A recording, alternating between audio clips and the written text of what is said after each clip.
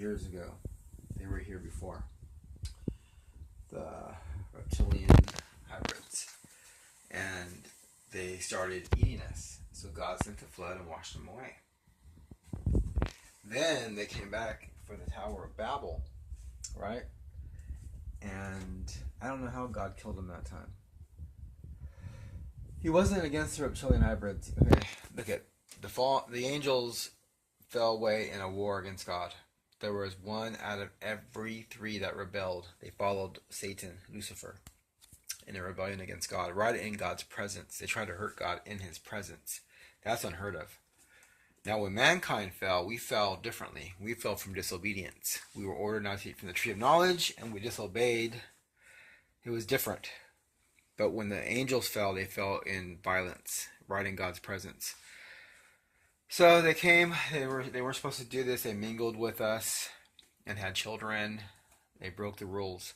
God had patience. The angels were in sin. However, the Nephilim, God was very patient with them. He didn't destroy them.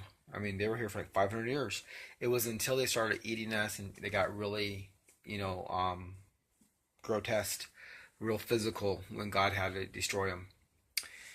Then the second time, Tower of Babel, and then now the third time, it was quiet for 3,000 years, and then Aleister Crowley opened the portals, allowing the Greys to come through. These are fallen angels disguising themselves as flying saucers, UFOs. These are fallen angelic beings, different types of angels, different kinds of powers. Some of them are really strong.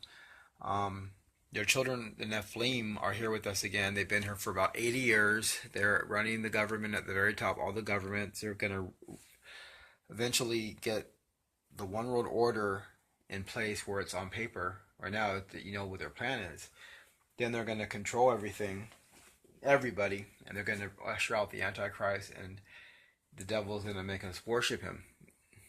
Whoever doesn't worship him, he's going to come after him. And then, if you're real loyal with God, he'll give you a lot of love and supernatural powers to prevail to the very, very end. You help people get saved.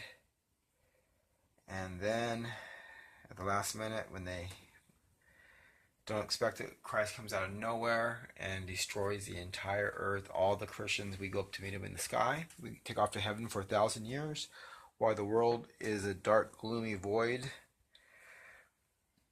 Then we return, and God fixed the earth into a new earth. It's plush.